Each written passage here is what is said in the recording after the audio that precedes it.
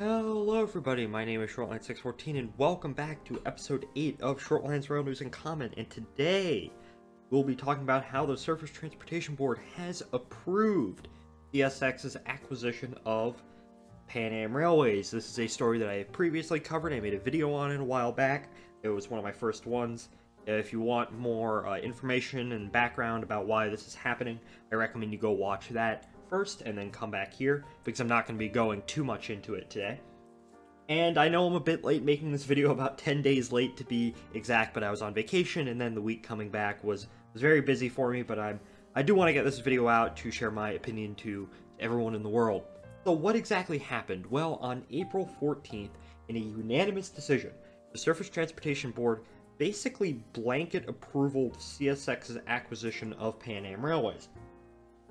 There were some conditions imposed, but most of those conditions were previously agreed to by CSX, so it's more or less a blanket approval of the acquisition. So what exactly did they approve? Let me go to my handy map of New England and Pan Am Railways that I've taken directly from CSX's application to acquire Pan Am Railways. If you go on the STB website and look up the application, you can go and find this map. It's a really good map, and I recommend taking a look.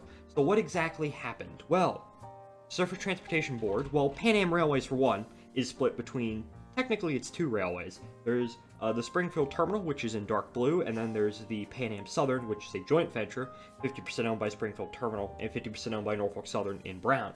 And what they approved was that the Springfield Terminal in blue, in this dark blue, will be merged into CSX, extending CSX's reach from Worcester, Massachusetts, all the way up to Mattawamkeag, Maine. There were many people correcting me on the pronunciation of Mattawamkeag. I'm probably still getting it wrong. And also extending CSX's reach into Canada, further into Canada, all the way up to St. John, New Brunswick, via haulage rights over the Irving roads, which are the Eastern Maine and the New Brunswick Southern. They also approved Norfolk Southern's trackage rights over the Boston and Albany. And Norfolk Southern, as a part of the merger, will be getting trackage rights limited to a single pair of intermodal trains per day, which are probably 22K and 23K, between Voorheelsville, New York, just outside of Selkirk Yard, to Worcester, Massachusetts, and then trackage rights from Worcester to Barber Station over to the Providence and Worcester, and then from Barber Station to Harvard over the Springfield Terminal and up to Norfolk Southern's intermodal facility in Ayer.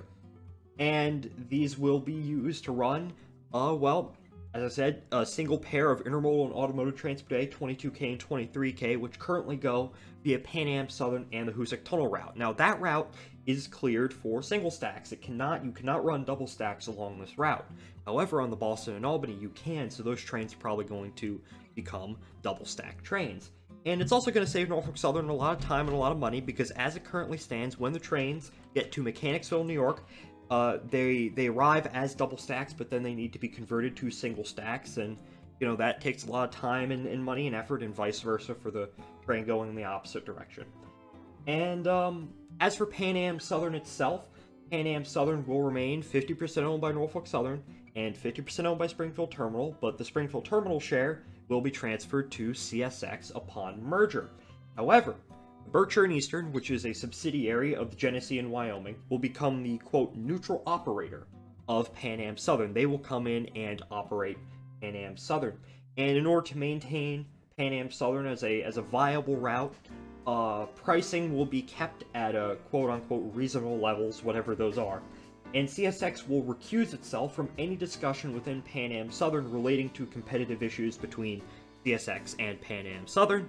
So if there's an issue that arises where Norfolk Southern and Pan Am Southern discuss about trying to compete with CSX, CSX will then take themselves out of that situation. And of course, that is subject to STB oversight. Now, of course, Genesee and Wyoming, they already own several railroads in New England. They owned the St. Lawrence and Atlantic up here in Maine. They own the Providence and Worcester down here in Rhode Island and Connecticut. They own the Connecticut Southern in Connecticut itself, and then they also own the New England Central, which runs from New London, Connecticut, all the way up to the Canadian border. And if you notice, between East Northfield, Massachusetts, and White River Junction, Vermont, Pan Am Southern and the New England Central both compete. They both compete and serve customers along that line. And this upset some people. This upset the Vermont rail system and the state of Vermont. And the Vermont rail system and CSX, they came to an agreement where CSX agreed that the Vermont rail system would request conditions and then they would be imposed upon the merger to help preserve competition along this line, the Conn River line. And those rights are the VTRS will gain trackage rights over Pan Am Southern between White River Junction and Bellows Falls, Vermont, to connect their Vermont Railway and Washington County Railway subsidiaries. The Vermont rail system will gain pop-up trackage rights over Pan Am Southern between Bellows Falls, Vermont, and East Deerfield, Massachusetts, which is Pan Am Southern's major yard. And when Pan Am Southern service drops to a level agreed by the Vermont rail system, basically meaning that, if traffic levels get to a certain point, then they can use these trackage rights. Norfolk Southern's existing haulage rights over Pan Am Southern between Mechanicsville and Hoosick Junction, which is the western outlet for the Vermont rail system, will be extended to East Deerfield, Massachusetts, so that Norfolk Southern can have a second interchange with the Vermont rail system and when those trackage rights become available for VTRS. And 4, CSX will gain haulage rights over Pan Am Southern between Rotterdam Junction and Hoosick Junction, New York, for carload traffic, and this is all for carload traffic, for the purposes of having yet another interchange point with the Vermont rail system, and reasonable pricing of freight services will be maintained between the Vermont rail system and Pan Am Southern and CSX and NS. Now, another group that also came to an agreement with CSX, actually, Amtrak proposed these conditions, and CSX basically said, yeah, we'll impose all of them. In my opinion, they simply said yes to whatever Amtrak wanted, simply to get Amtrak off their back, because, well, a lot of passenger rail in New England. And there were several conditions imposed upon the merger to protect this passenger service in New England, which is CSX will ensure that freight train operation will have no negative effects on passenger train operation, and that dispatchers will give Amtrak trains the priority, that CSX will engage in good faith discussions about the expansion of the Downeaster service, which runs between Boston and I think Boston and Portland. I think it goes up to Waterville as well, or Bangor. Someone correct me on that, actually. That Amtrak will also be included in the modeling of any effects of freight train service on passenger train service. That CSX will install PTC along the route of the Downeaster. And, well, that CSX should be ordered to engage in good faith discussions with Amtrak should Amtrak choose to expand passenger service in the region, which, if you've looked at their Connect 2035 map, they certainly are. CSX will also be ordered to cooperate with Amtrak to make any improvements along the Boston-Albany route for the purposes of passenger rail. CSX will not be ordered to make any changes in freight operation that would negatively affect the on-time performance of passenger trains. CSX should be ordered to perform all non-emergency maintenance of way activities on Pan Am during non-peak passenger periods, and the STB will retain jurisdiction to oversee compliance with these conditions. Now, the STB did not approve one condition. There was one condition that Amtrak requested, and I think Amtrak and CSX said that they agreed to it. That they did not approve the condition which would say that CSX should be ordered to provide for the operation of the seasonal Berkshire Flyer passenger trains between Albany, New York, and Pittsfield, Massachusetts. The STB basically said that this wasn't the proper place to determine whether the board had the authority to impose this condition, and that condition number 6 were already covered under existing agreements. And to me, that sounds like whether or not the STB can force a railroad to basically let Amtrak use their trackage. To me, I think that they're going to wait for that, wait to make that decision, to make that precedent during the Gulf Coast case that's currently raging on down there.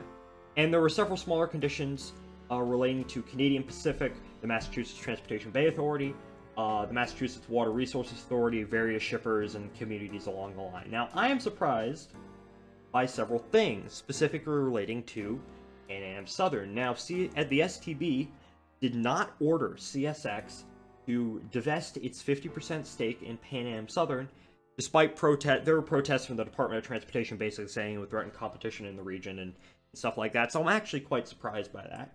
Although there was a comment from Jim Foote, the CEO of CSX, during one of the hearings where it basically said the STB can't order him to divest a stretch of railroad he doesn't own yet. So maybe that's something in the future.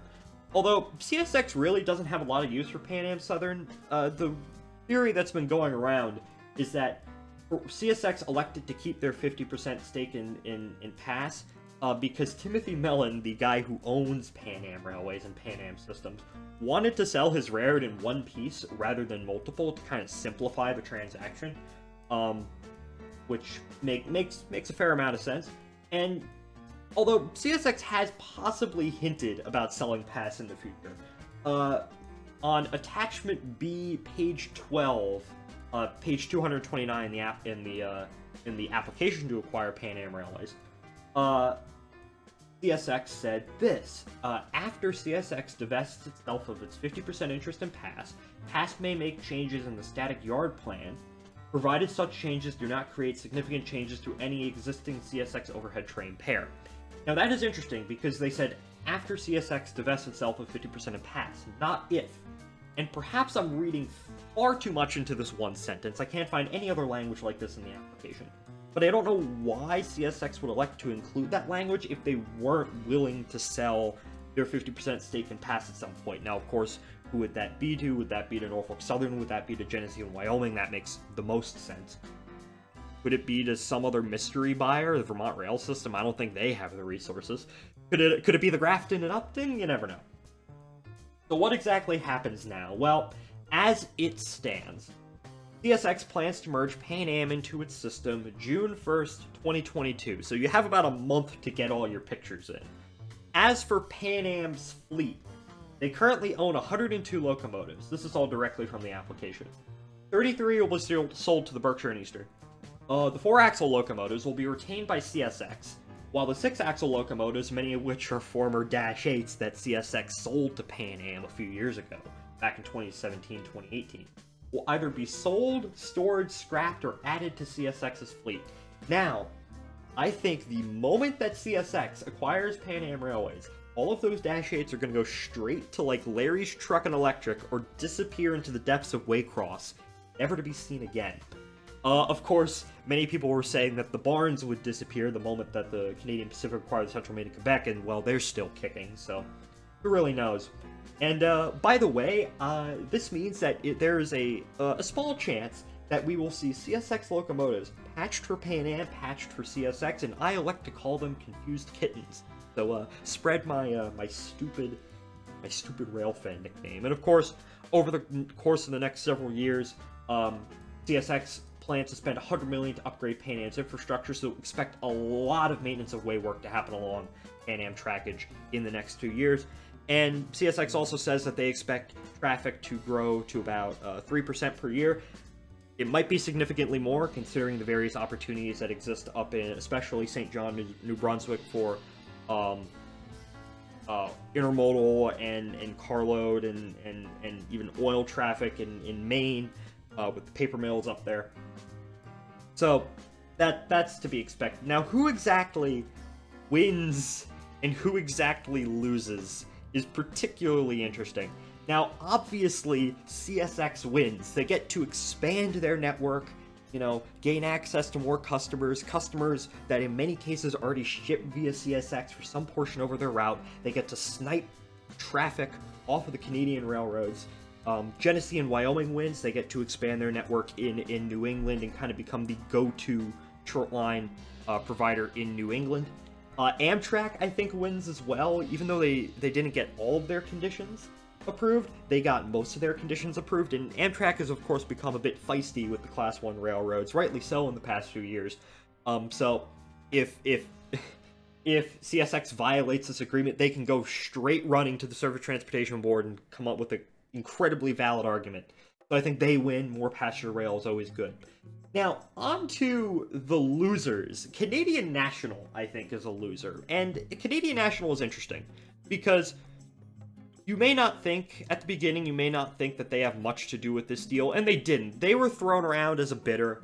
The the bank that Timothy Mellon was using to push this deal through was, like, located a block away from CN headquarters in Montreal, and that led to many speculation. A lot of speculation that CN was the buyer, even though they don't directly connect. But I think they lose for a very simple reason, and that very simple reason relates to St. John, New Brunswick. Now, the port of St. John over the past few years has been rapidly expanding. That's part of the main reason why so many Class 1 railroads are interested in New England. And a few years ago, Canadian National, they were really the only ones that could take advantage of the St. John port expansion. They were the only Class 1 railroad serving it. The other two railroads serving it, well, the Irving roads, they're basically a big switching and terminal railroad.